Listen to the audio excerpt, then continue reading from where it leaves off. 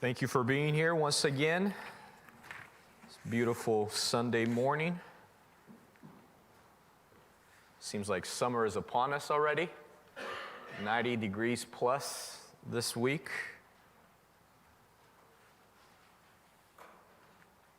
Today we are going to finish the 9th chapter of Nehemiah, something that we've been working on for the last couple of weeks. And just to refresh your memory, this is a prayer that was constructed, that was made by most likely Ezra, and then the priests and his other helpers were leading the congregation in citing this prayer. Last week we covered some grammar. Do you remember what we covered last week? It was all about God's grace. It was all about God's mercy. But as Ezra was coming up with this prayer, he utilized certain terms very strategically. He utilized these contrastive conjunctions. From here on, we're going to call them CCs. Okay? So they are the buts, the yets, the nevertheless. And within the narrative of the history of the Jews, God would bestow upon them grace, mercy, blessings, and you would expect them to react in a positive manner, in a manner that showed gratitude, in a manner that showed worship, in a manner that showed obedience, but often they did everything but. And they strayed away. And they disobeyed, and they rejected, and they became a stiff-necked people. But then as a result of that, you would expect God's wrath to just be upon them. Yet, he chose another path, and he would constantly bless and bestow again blessings and grace and mercy upon them. So today we are continuing in this same train of thought, but now we have another one of those little grammar friends for our benefit here.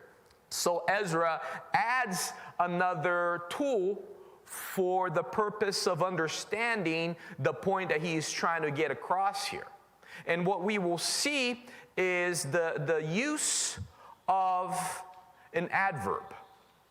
An adverb is just a little word that somehow alters, changes verbs, adjectives, other adverbs. It's the adverb therefore. Now this just means a result of something that has already been established, but within the narrative it means discipline.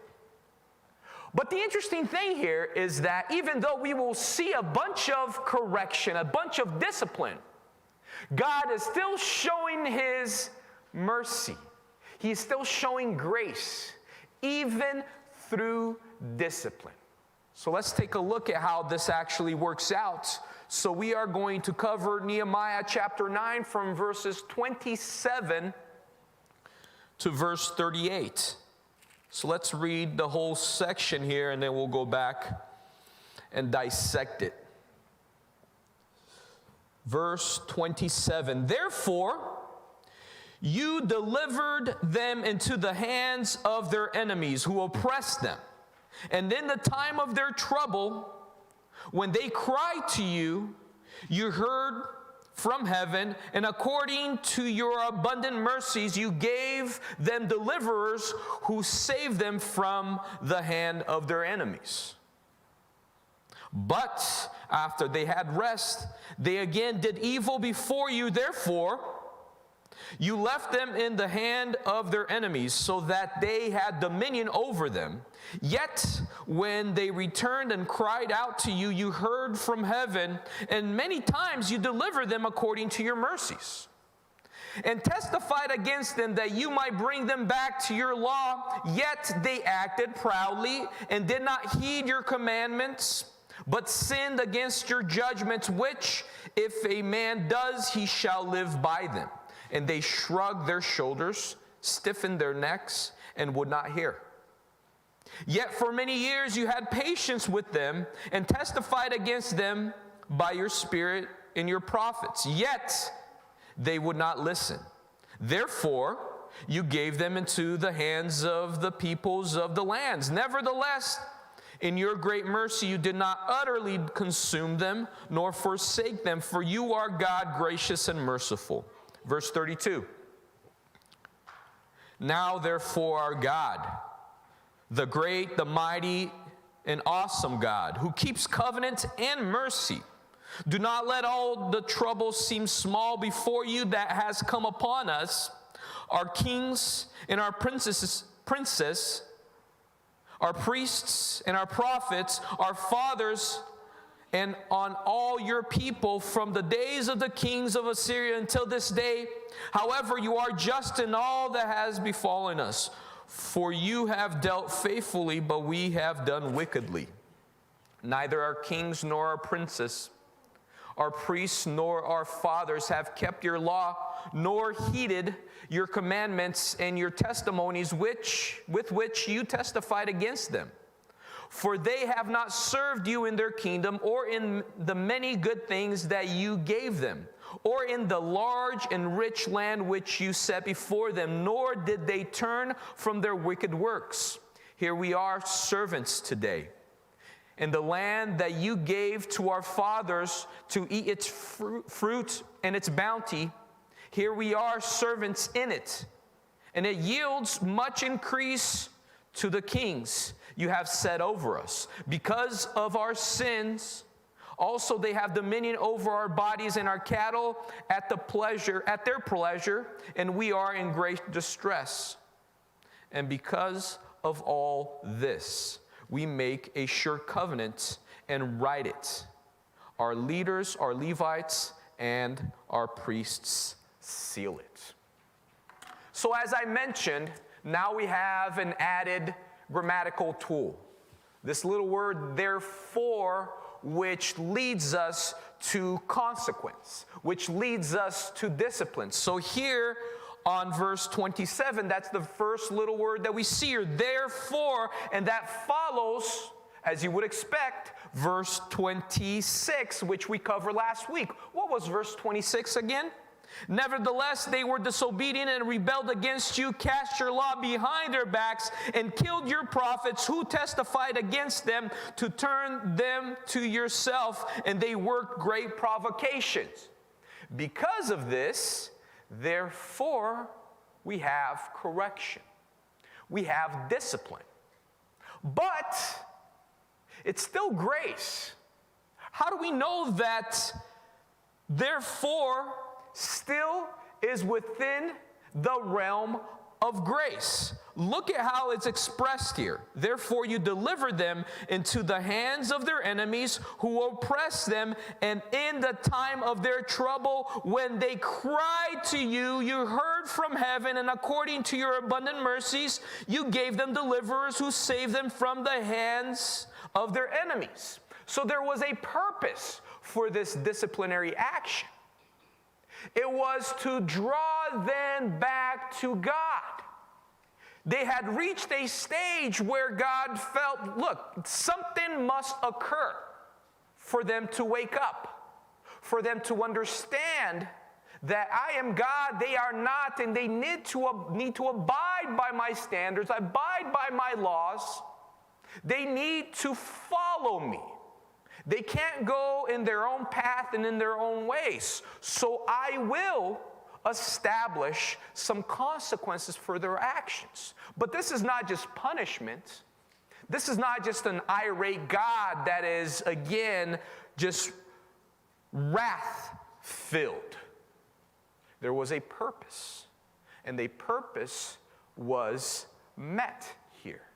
Because of the discipline, because of the therefore, they cried out to God, and God listened to their cries and provided some type of assistance, provided relief. Most likely here, historically speaking, we're talking about the times of the judges, and if you've read Judges recently, you notice the cycles of failures, The time of the judges is a relatively interesting time because it predated the monarchy, so there was not one leader, one king. These were regional leaders that God would raise up. When did God raise these leaders up? After the people had sinned, God would allow the foreigners to take over their land and whatever they possessed. That happened long enough so that the people would cry out to God, and then God would raise up a judge who would defeat these enemies, and then they would live in peace for a while. Eventually, they would forget about all of that and sin again, and the cycle continued over and over and over. So this, again, most likely is what is being expressed here. As we continue, we will see the cycle, this vicious cycle that Ezra is documenting here. Look at what it says on verse 28. How does verse 28 start? It starts with a CC. But after they had rest, they again did evil before you. And then how does it continue? Therefore. What is therefore there for? Discipline, correction, consequence. Therefore you left them in the hand of their enemies, so that they had dominion over them. Yet when they returned and cried out to you, so this is the result of the discipline. Again, grace-filled discipline. It was a tool to draw God's people back to Him. You heard from heaven, and many times you delivered them according to your mercies. Verse 29, and testified against them that you might bring them back to your law. Uh-oh. What do we have here in the second portion, verse 29b? Yet they acted proudly and did not heed your commandments, but sinned against your judgments, which, if a man does, he shall live by them. And they shrugged their shoulders, stiffened their necks, and would not hear. Verse 30, another one of those little key words, another CC.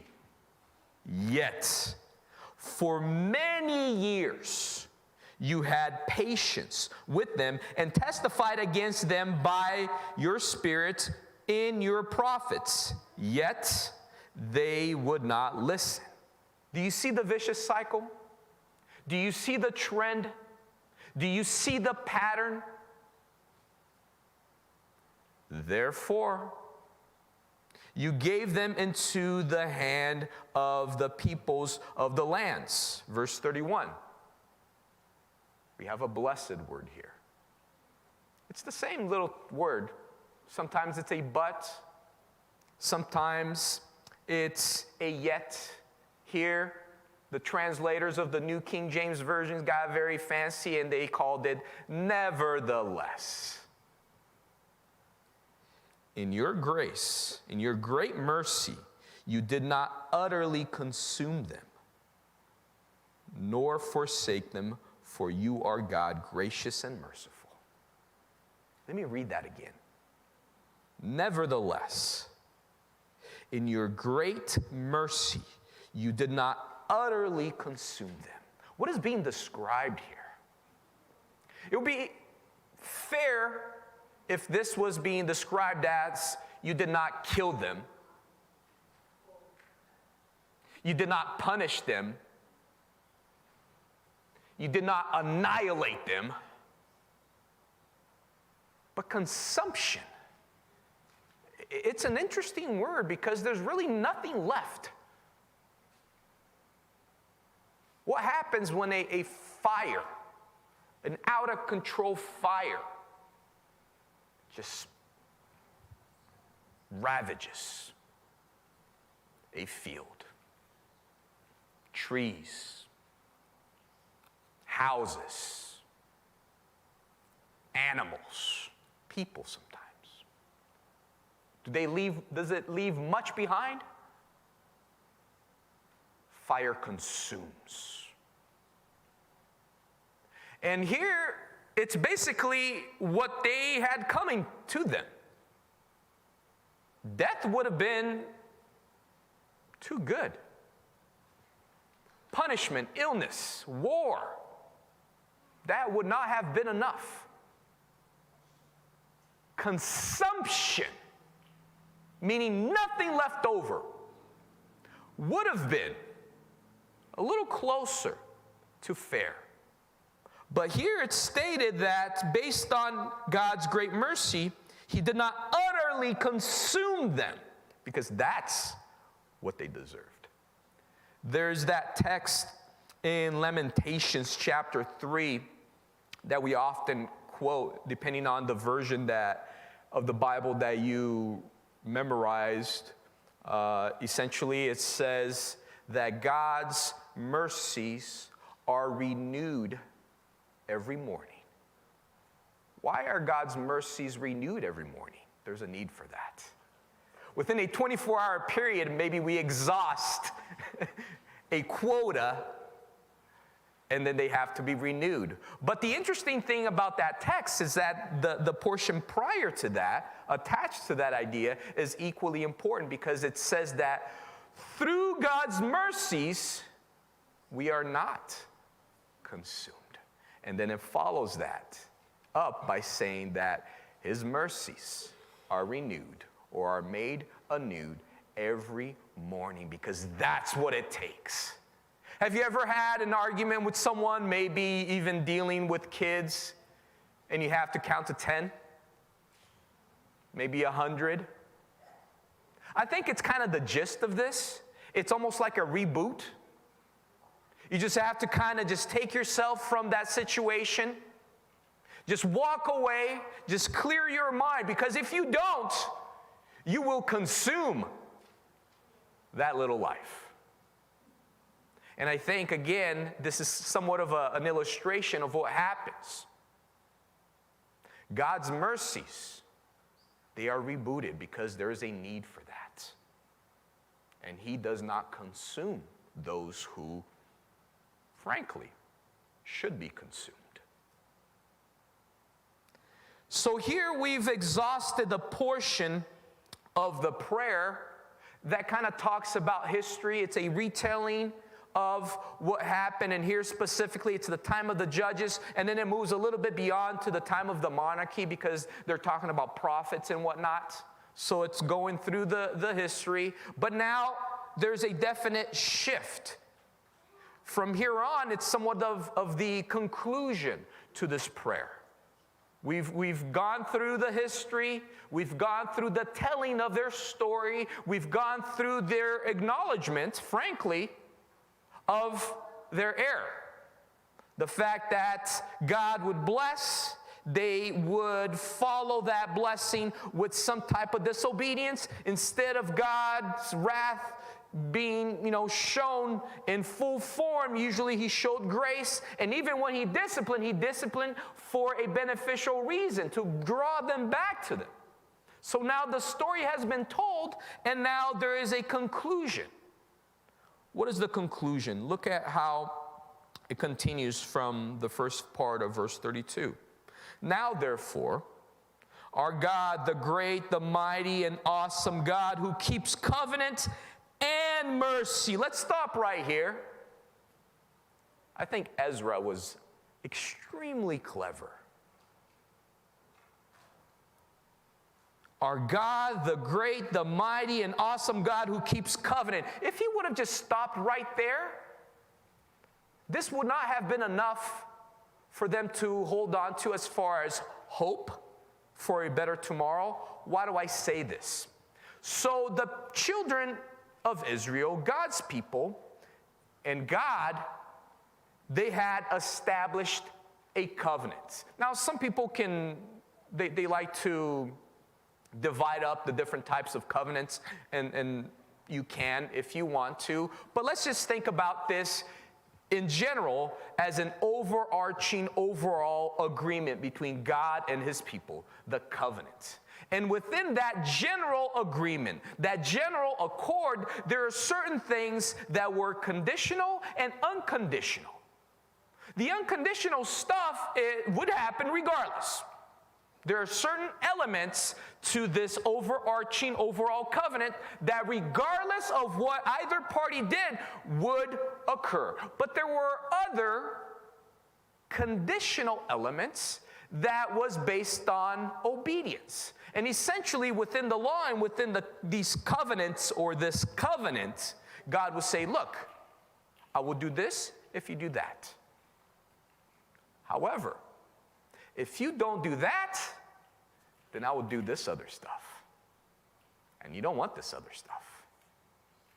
So again, as Ezra is concluding this prayer, if he would have just said, the great and mighty, awesome God who keeps covenant, that would not have been enough, because God had no obligation to keep certain elements of the covenant because the other party had disobeyed.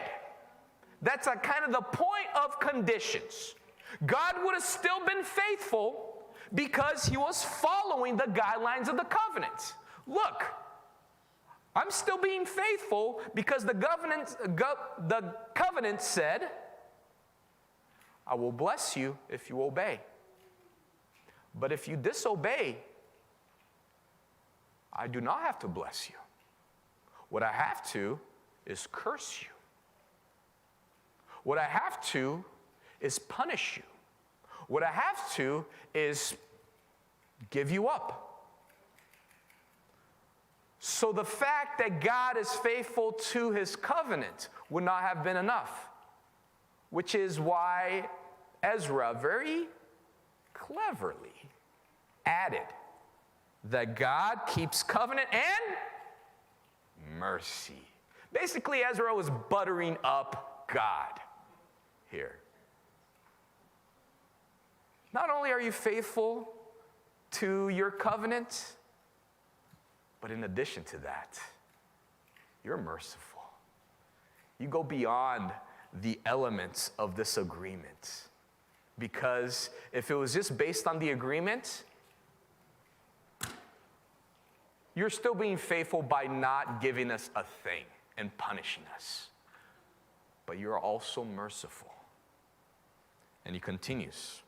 Do not let all the trouble seem small before you. So this again, Ezra, most likely, he is just stating, look, all of these therefores that are here for a reason. What is the reason? To establish a consequence, namely discipline and correction.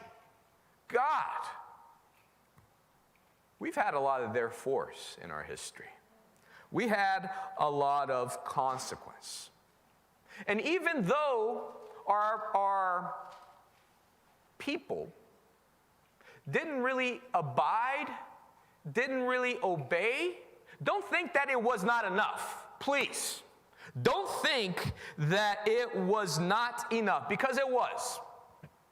So again, do not let all the trouble seem small before you.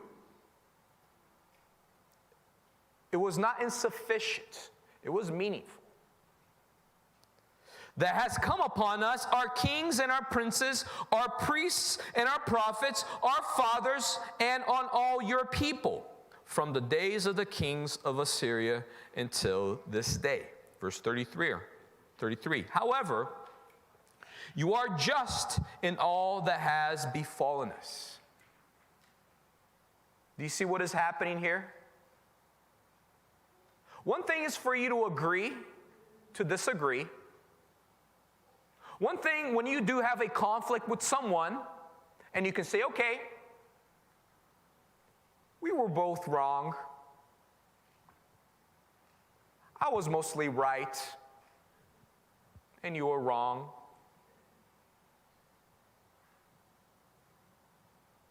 You are right, and I was wrong. Even in your judgments. One thing is for you to say you were right when you blessed us. You are right when you cared for us. You are right when we felt your grace in a beneficial manner. But even when you disciplined us, even when you corrected us, even when we felt your wrath and your judgment, even when, fill in the blanks. You are right. You are right. For you have dealt faithfully, but we have done wickedly. Acknowledgement of wrong. Verse 34, neither our kings nor our princes, our priests nor our fathers have kept your law, nor heeded commandments and your testimonies with which you testified against them. For they have not served you in their kingdom, or in the many good things that you gave them, or in the large and rich land which you set before them, nor did they turn from their wicked works. Here we are, servants today. Everything that is happening to us till this day, it's happening for a reason. We acknowledge that. We are blessed to be back into our homes, but it's not as it should because we are ruled over. The land is great. The land of flowing milk and honey, and which is amazing because it's just a desert. I'm sure all of you have seen pictures, and some of you are blessed enough to actually set foot into the promised land, Israel, Jerusalem. It's just desert, arid place, rocks and sand. When you fly over it, it's just beige. And I think that's, part of that is just military tactic because, if you have like a red house, it might be like a bullseye. So everything even the buildings, they look like stone. Everything. Fruitful. I have no idea how anything grows in that place, but it is fruitful. And here, there was some benefit, but they acknowledged we could have more. We could have been using more of this. A lot of this is going to these kings and these rulers that are now over us, but that's all our fault. That's not on you, God. That's on us. We're actually pretty blessed even to be in this situation because we do not deserve a thing. Here we are, servants today, in the land that you gave to our fathers to eat its fruits and its bounty. Here we are, servants in it, and it yields much increase to the kings you have set over us because of our sins. Also, they have dominion over our bodies and our cattle at their pleasure, and we are in great distress. Verse 38. And because of all this, we make a sure covenant and write it. Our leaders, our Levites, and our priests seal it. So the conclusion of this prayer, the conclusion of this acknowledgement, this confession, is a covenant. But technically, this is not a new covenant. This is just somewhat of an addendum. Have you ever purchased a house? Or sold a house, for that matter? The stack of paperwork.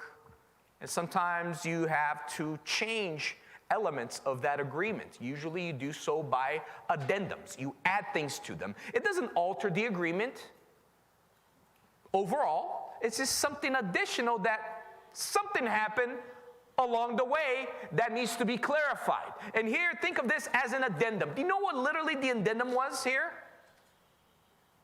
Do you remember that covenant, God, that you made with our forefathers, with Abraham?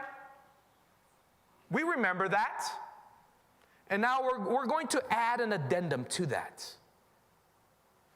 We're going to obey. That was it. From God's part, nothing needed to be changed. The addendum literally was, okay, God, we get it. Here's the law, here's the covenant, Here's everything that you wanted us to know. We've been a stiff-necked people all of our history. We want to add a little sheet of paper in this stack. And we're going to sign, and quite literally, this is going to happen in a little bit, not this week, but in a couple weeks. We're going to sign this addendum. And literally, all it says is, okay, we have finally come to a place where we commit ourselves to obeying, to submitting, to abiding by these standards.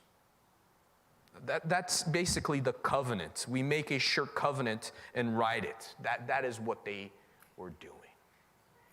And then it ends, the prayer, and then it follows along again. In a couple weeks, we'll cover the people that were part of this addendum process. So now let's think of this whole chapter holistically, in its entirety. I portioned it into 3 segments, and it all kind of, blends in. It's basically a telling of their history and an acknowledgement of their wrong and an acknowledgement of how God is full of grace and full of mercy, that they did not deserve a thing, and every step of the way God did everything and so much more. That's grace. This whole chapter, if you ever want to describe grace and mercy, read Nehemiah chapter 9. It is an illustration of grace and mercy.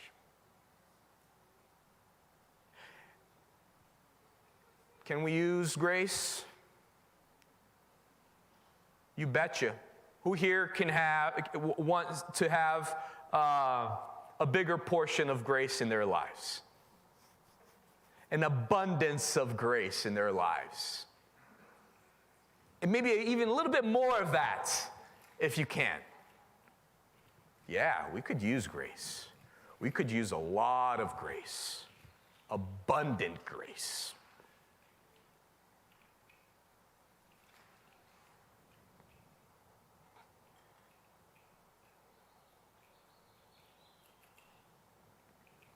I'm going to say this quietly, so only you can hear.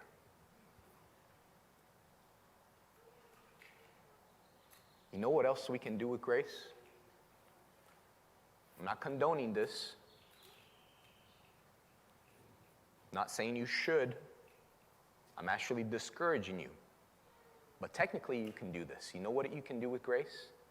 Abuse grace. Technically, you can misuse grace. We see it here. It is evident. But that's a possibility. That is within the realm of possibility. You can abuse and misuse grace. You shouldn't. That's possible.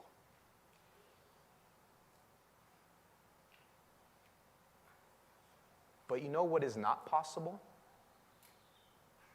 There's something within the realm of this relationship between us and God, who is full of grace and mercy, that is an impossibility.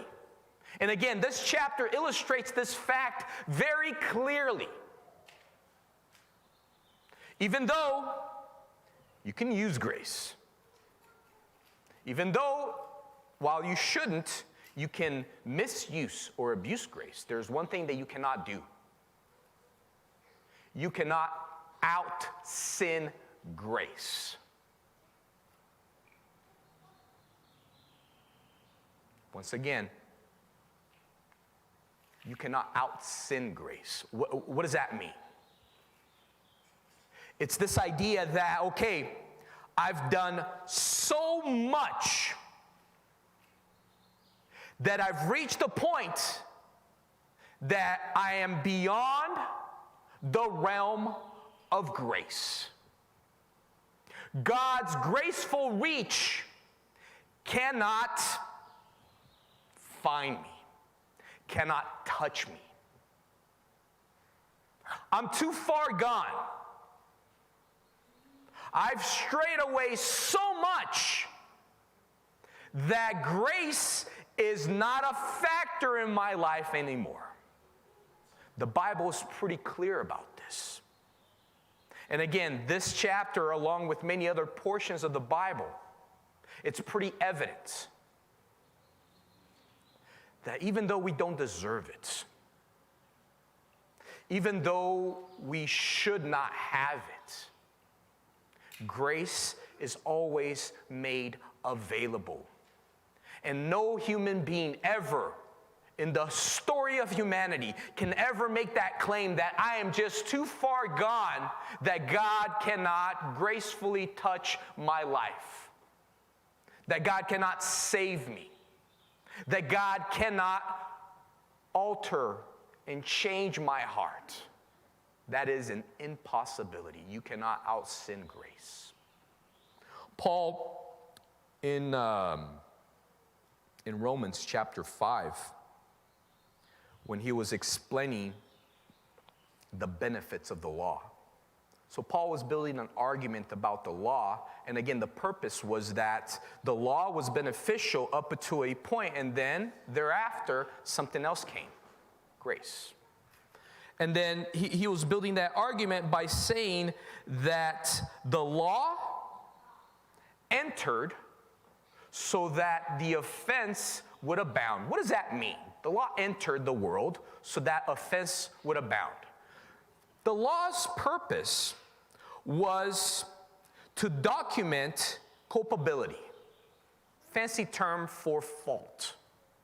Before there was sin, but now the law literally documented what that was. And when the law came, now we are guilty. Sin abounded. Without the law, at least from a certain viewpoint, you couldn't make those claims because it was not documented. But now you have a document that establishes ground rules, and because of that, now you have a bunch of sin. Through the law, sin abounds. Comma. But where sin abounded, grace abounded much more. Once again, you can do many things with grace.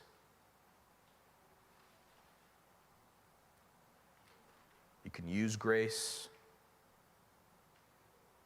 Unfortunately, some people go a little bit beyond that. They actually abuse grace, which you shouldn't. But you can never out-sin grace. And if you're ever at a point of your life, hopefully you're not there, but maybe you are, and that those thoughts are running through your head, understand that there's always a place for grace and mercy. And possibly here, possibly those who are watching, if you have not been touched by grace in the form of salvation yet, and part of your thinking is, I've done too much. I wish that could have happened in the past, but now I'm just too far gone. That's an impossibility. There is no